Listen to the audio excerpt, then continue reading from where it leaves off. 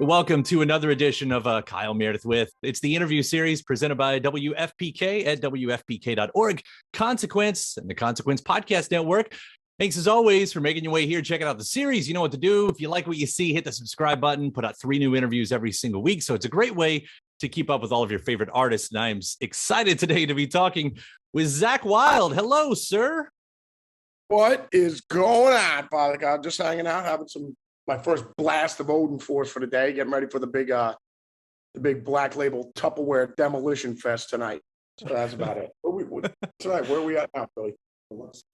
Well, Biloxi, Mississippi tonight. Biloxi. All right. Well, there's a new album, Black Label Society, Doom Crew Incorporated, Inc. I don't know if you want the full on that, but it's a powerful record as always. So just first the compliments. Congratulations on this. Oh, thank you very much. Thank you very much. I'm just happy they're still paying us and they're still allowing us to make records. So yeah, it's good. It's all good. So, I'll start out. It's probably the obvious point with a lot of artists right now, but this does come after the last year. This album, it found you at home for one of the longest periods of your career, allowing you to make this music. So yes, the obvious question, what effect did the pandemic have on the songs, if it was a direct effect at all? No, nothing at all. I mean, it just to me, I mean, because I'm always touring all the time. I mean, whether it's Black Label, whether it's Sabbath, whether I'm rolling with Oz, whether it's Generation X and I'm rolling with the fellas, or Experience Hendrix, I'm always the most I'm ever home is probably 2 weeks, maybe, if that. So, I mean, for me, the vacation is being home. That is the vacation. So, it's just, no, for me, dogs, hanging out with my family and stuff like that. I told my wife, I said, if you've never slept with a professional dog walker, now is your chance. So no, I mean, as far as working on the album, I remember, we did the box set, we did a couple videos for that and everything like that. So it's not like we weren't busy, but no, when it came time to make the record again, my wife was just like, I think we're gonna, have you work on another record or whatever. I said, well, when the fella's coming out? She goes, they'll be out here in a month. I said, all right. So I said, before the guys would get out to the Vatican, so we'd start recording. I said, I got a month to write a record. All right, so I go in my gym every day and I have my amp. Sounds like I'm in Madison Square Garden. It's got the reverb on it and everything. I just start writing riffs, and you keep writing until you get something you're happy with. And, you got, I mean, for me, especially when you're doing hard rock and stuff like that, or this genre of music, to me, everything all starts with the riff. And then the song pretty much writes itself. So, and, that's what inspires the whole ride for me. Anyways, it's just, and all those bands that I just mentioned, it's just riffs galore. I mean, Hall of Fame riffs. So, especially when you're doing hard rock and stuff like that. So, like I was saying, Mount Riffmore would have to be Cream, Mountain, Zeppelin, Sabbath, and Deep Purple. I mean, just put on any of the records, and it's the foundations of everything is all the riffs. You know what I mean? Yeah. Well, the riffs play I guess a different part this time around for you too. You've been talking about there's more of the twin guitar attack on this record than you've done. Other than just sounding awesome, what is the benefit there? Well, no, it gives me more chance to match my nail polish with my my lip gloss and my eyeliner and my fishnet stockings. You know what I'm saying? So it frees me up for that. More of the important things, in being in a band. But I mean, no, it's just, for me, it's just the evolution of Dario, having Father Dario in the band. I mean, he's an amazing guitar player. He can play piano. He sings. He does dishes. He does laundry. He makes an amazing chicken piccata. He doesn't use salt. He uses capers. He just says that you don't want to overpower the flavor of the chicken. But no, just throughout the years of Dario being in the band, it would, I'd have him getting more involved all the time, like Daryl, double the solo with me on this, we'll do this, double this, whatever, so he's constantly playing more and more and more. He's a phenomenal player. So the whole thing is, it was like on this, while I was writing the record, I already knew I was going to have Dario shredding all over the place, so it's more, but, not so much that it's just us going back and forth. There's harmonies on it and stuff like that. So, and that would be obviously in the vein of like the Allman Brothers, Thin Lizzy, Judas Priest, where you actually need two guys to actually do a part. You know what I mean? Where it's actually part of the sound. So, no, I had a blast. It's a lot of fun for sure. Yeah. Now, you are one of the most celebrated, greatest guitarists of all time. I mean, and you can hold your own I tell against my anyone. wife that all the time. She still hasn't, she's not buying it. I'm still, it's not helping me get any foot massages or any shoulder rubs, bro. It really is. I got to come up with something else because that tagline is not working at all, at all. Well, I would wonder, though. I mean, again, you hold your own up against anybody, but is there anybody out there that you would be reluctant to go up against in a solo? And I'll say dead or alive. Well, it would have to be my wife. I'm definitely afraid of her. I'm beyond terrified. I wasn't a religious man at all, but upon meeting her, I became full-blown Catholic. I need protection, man. I need protection. Yeah, fair enough. No, I think like Neil Peart said it best when there was a thing, the tagline, back in the day with Eric Clapton. He said, "Man, when we all saw Jimi Hendrix, I didn't even want to play my guitar." And Neil Peart goes, "I always thought that was weird because whenever I see a great musician, it inspires me to want to play." You know what I mean? When you see anybody that's great at anything, it inspires you. So I whenever I see a great musician or a great guitar player, or I hear all the guys that I love growing up still inspire me. When I listen to them, I still get chills, and I still want to practice, and I still want to play. They inspire me to want to be better. You know what I mean? So I've never felt that way now. Because I think when you hear, because if you get a bunch of guys in a room on stage, whether it's Jimmy Page, David Gilmour, Al Di Meola, John McLaughlin, or Slash, they're all great at what they do. So, it's almost kind of like going to a pizzeria. There is, like Steve Vai said it best, Father Steve, he goes, "Zakk, there is no such thing as the best. It's what's your favorite." You know what I mean? Like pizza. We all love pizza. What's your favorite? Do you like it just a plain pie? Do you like it with garlic and mushroom? Do you like the meat lovers pizza? Or do you just like pepperoni? Or do you like the white pizza, with the mozzarella? What do you like? So it's all good. There is no, it's like Charlie's Angels. You're not kicking any of them out of bed. It's all win-win, man. Well, I'd like to hit on some of these songs too. First off, Forever and a Day is perfectly constructed. The way it builds, the way the release finally happens in the end.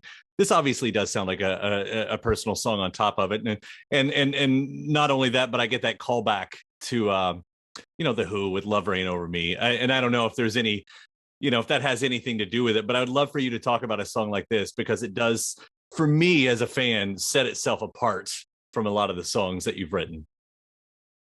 Well, no, I mean, I actually love "Rain Down on Me," and I do love "Rain Over Me." I mean, by the Who is, forget about it, game over.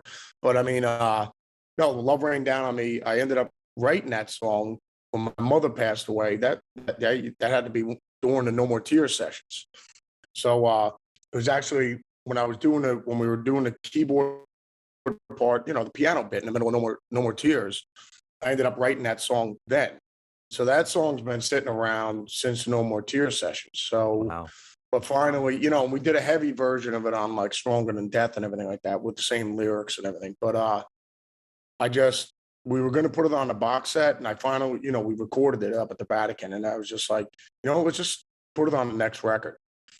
So finally finished that one, and then also Farewell Ballad at the end. That thing's been on like YouTube for.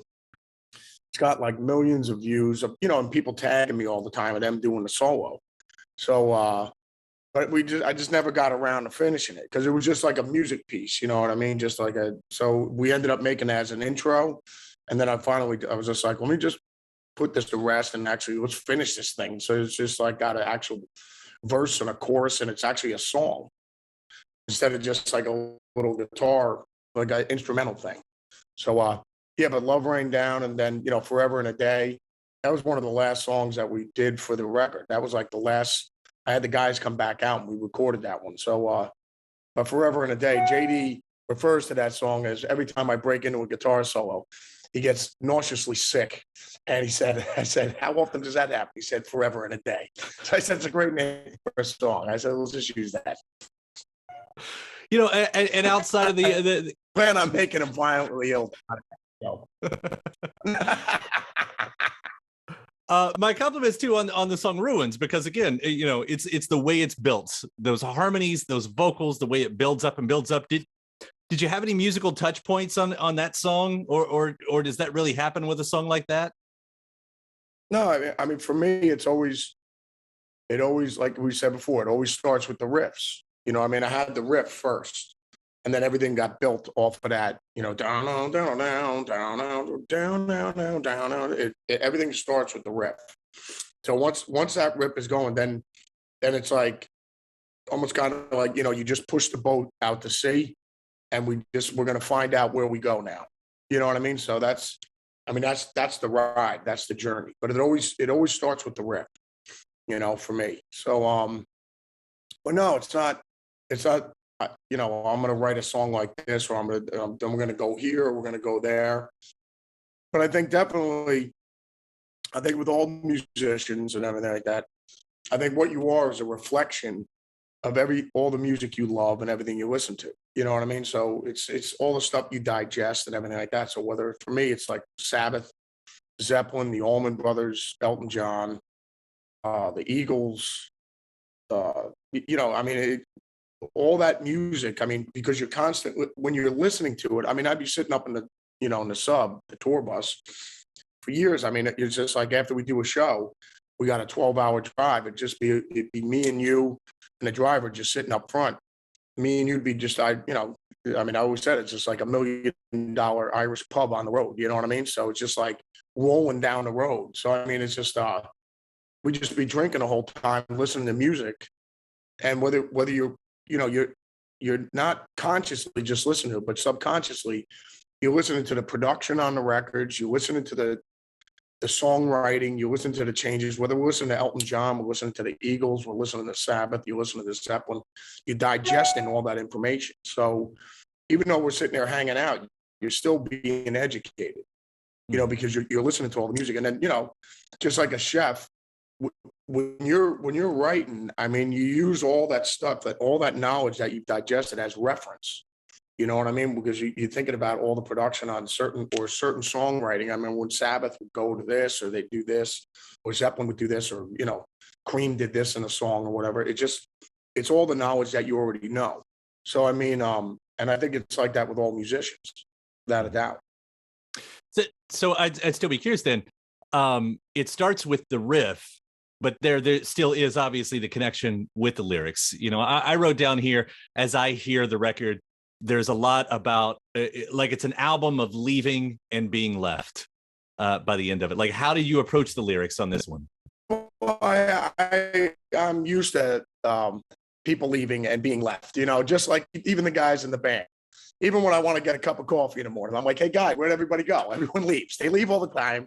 No one wants to be around me. I come home, the kids leave, the dogs don't want to see me, the wife leaves, you know, like she's either with the pool boy or the lawn guy, you know, so it is what it is, you know. So I'm used to the leaving aspect of it. But no, I mean, for me, lyrically, it usually it's either something that's either happened to me or something that's I've seen either happen to people I know, or, you know, something I read, or, you know, that you get inspired by, you know what I mean? So, but yeah, I mean, but lyrically, I mean, to me, it's always, I got to find something interesting that I want to sing it about. And I'll go sit in the truck and just listen to the riff over and over. You know, I'll get a CD of it cranked. And I usually don't write the lyrics maybe a song title. If I see something like a headline in a newspaper or something like that, and I go, oh wow, that'd be like a cool name for a song or something like that, you know. And then, but I mean, I'm. It's not so much like Elton John. Elton, like Bernie Taupin, just writes the lyrics full blown, and then Elton will sit with it, and it'll inspire him to write something musically around the lyrics. So, I mean, for me, it's usually always the music's already done, the whole thing, whether it's, you know, Forever and a Day or it's Ruins or anything like that, whether it's heavy or a mellow thing, the music will always be done. And then I'll sit and I'll come up with a melody, and then I'll figure out what I want to sing about. You know what I mean? So, and then I'll start writing. But yeah, that's pretty much the process, the way I always do it. It's usually always a music first, then the melody, then a lyric. Yeah. Well, with all of, you know, I mean, the full spectrum of emotions all across this album, sure. But even the darker moments, it's great that, of course, something you're well known for, having a great sense of humor, is a full display with the music videos. And with this one, I'm specifically talking about, of course, Set You Free and End of Days. First off, are there outtakes for End of Days? Because when you've got a bear costume and a koala costume in a fight to the nearly the fucking death, I would hope that, especially when you're out in public on the street, that there's some outtakes that we could see here. Yeah, that was it's some comedy, man.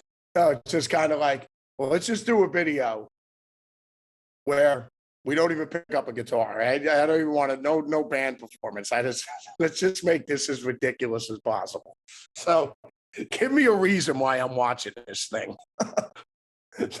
So yeah, so that's pretty much how the End of Days video happened. It's just like, yeah, let's have a grizzly bear. I'm in a grizzly bear outfit. We'll put JD in a koala bear outfit, and then we just like beat the hell out of each other for the whole entire song. That's the video. That's it. And then we'll get Jeff and JD, you know, we'll get Jeffy and Dario in the video just so we could beat them up too. That'll be the bit. That's the whole concept of the video. What, nobody's singing anything? No, nothing. That's it. It's just, give me a reason to watch this. Yeah. High art. It was high art of yes, exactly. Did Set You Free have anything to do with Weezer's Buddy Holly? Because I'm not the only one that went, hey, look, it kind of reminds me of Weezer's Buddy Holly, but, you know, in a way more absurd sort of way. Well, no, I mean, the Buddy Holly video is amazing, and Weezer's awesome. They are amazing as well. But no, I wanted to reenact my high school prom from 1985 from Jackson Memorial High School in New Jersey. So I said, Father Justin, you know, so he's our video director since like 2014 or whatever. He's the Stanley Krubeck of Black Label Society. So I told him, I said, Father Justin, I just want to make a video that pretty much captures the complete essence of my high school prom. I think he did an amazing job. Down to the band, the way the band looked, and the way, you know, the guys, the bath salts, everyone drinking bath salts, and then people getting their arms ripped off at the end of the video and beaten profusely. Yes, I think he did an amazing job. Yeah, it's a lot of fun to watch. It really is.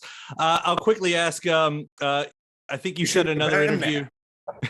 You wrote 30 songs for these. 12 is on the album. There's probably a few on a bonus edition. Like, are some of those other ones going to be making it out as well? Well, I mean, usually every album there's just like an implosion of writing. So, you know, I mean, it's just like you're writing away. So, I mean, the whole thing is, it's just like, I'd be like, boss, what was that thing you wrote today? You know, and you'd go, Zakk, I just started jamming on this morning, or where I go, you should record it. Just put it down. You know what I mean? I mean, I don't record it, even though I have my home studio, you know, we have the Black Vatican up there. I'm not like Prince, where I'm living in there writing, where I have like 10 catalogs of, you know, stuff where I'm just constantly writing songs all the time. If I write something, you know, whether I'm on the road or whether I write something at sound check or whatever, I might record it or whatever. But I mean, usually when it comes time to train for a fight, we start training. You know what I mean? So it's more that kind of mindset, you know. So you know, getting ready for a bodybuilding show, you know, you're 12 weeks out, you know, you got to start dieting like it's nobody's business. So aside of the rest of the time you can eat, and you know, you got to do. But I mean, we're writing, you know, when we're doing a record, it always ends up being like 30 songs, you know, but we did track pretty much everything. So, I mean, it's the songs are there. except I didn't put, I didn't sing on them. I didn't put melodies and I didn't put lyrics on them. But, if you either go back and if you find something, I mean, the Stones would find something like Waiting on a Friend that was sitting around from like 75 and they ended up putting it on an album in 81. So you never know. I mean, you just go back, but I never usually kind of like go dig back into stuff. Although, like you said, Love Rain Down and Farewell Ballad made it on this record, and that's like older material. But usually I'm always on to the next thing and just, I think everybody is, every band, every artist or whatever, whether it's Neil Young or Led Zeppelin or Black Sabbath or whoever, I think you're on to like writing new stuff. You know what I mean? Yeah. Well, and the nice timing, by the way, I didn't mention that earlier. I'm sure it's been brought up many times before, but Love Rain Down, it's sort of amazing hearing that it come from those No More Tears sessions, because that album in itself, of course, celebrating a big banner year with 30th anniversary, and still an amazing record, still an outstanding classic, and one of the few metal, hard rock, whatever you want to call it, bands to muscle into the charts in a time where not a lot of that was happening because of grunge and all that. Did you feel the change as that was going on? Because that was still such a successful record when a lot of the peers of Ozzy at that time weren't having as good of luck. No, it's weird because I mean, looking back on it, I mean, I didn't, because I was in such a bubble of my own world. You know what I mean? It's just like, but definitely as far as the hair metal thing goes, you know what I mean? The poofy hair and everything like that. So, I mean, that started dying down. I mean, but you got to remember also when Guns started doing Sweet Child of Mine and everything like that, by the time they had done that, the hairspray was kind of over anyways. You know what I mean? Like Welcome to the Jungle, Axl still had big hair and everything like that, but Sweet Child of Mine, it was gone. You know what I mean? Like they were on to the next thing already. So that kind of eased the transition in going into the grunge thing, and where it was, the hairspray thing was gone and it was just more t-shirt and jeans and just the songs. You know what I mean? Mm-hmm. So, but I mean, like everything else, everything comes and goes and stuff like that. But but like looking back on it, we were just plowing ahead. I wasn't influenced by any, because I wasn't looking there. You know what I mean? Even though I know what was going on around, I would just do them writing the way we write and everything like that. I wasn't just like listening to this other, maybe we should be doing this kind of stuff because this is happening now. Should never do that anyways, when you really think about it, because you're always going to be a day late and $1 short anyways. Because, Guns N' Roses was doing Guns N' Roses when Bon Jovi was ruling the world with Slippery When Wet. You know what I mean? And then the record company was telling Guns N' Roses they need to be more like Bon Jovi. Then they stick to their guns, no pun intended. But I mean, and they're the biggest band in the world. Then, I'm sure the record companies were telling Chris Cornell, you need to be more like Axl Rose, and you need to, what I mean, the band, you guys should be like them. And they're like, that's not what we do. And then when the grunge thing was the Green Day, that's not what we do. Because every movement has been going on for years before it explodes. You know what I'm saying? Mm-hmm. So it's been, it's just been this underground thing plowing ahead until it explodes. Yeah, so you best off, being like AC/DC and just plowing right through it and like being oblivious to everything. Thank God you guys plowed ahead, because what an amazing record in time that was. So happy anniversary. Yeah. Well, in the meantime, Doom Crew Incorporated, also an outstanding record. And Zakk, thank you so much for taking the time to talk about it. I really appreciate it, brother. Without a doubt, man. Take care of yourself, brother. All right. Take care. Bye.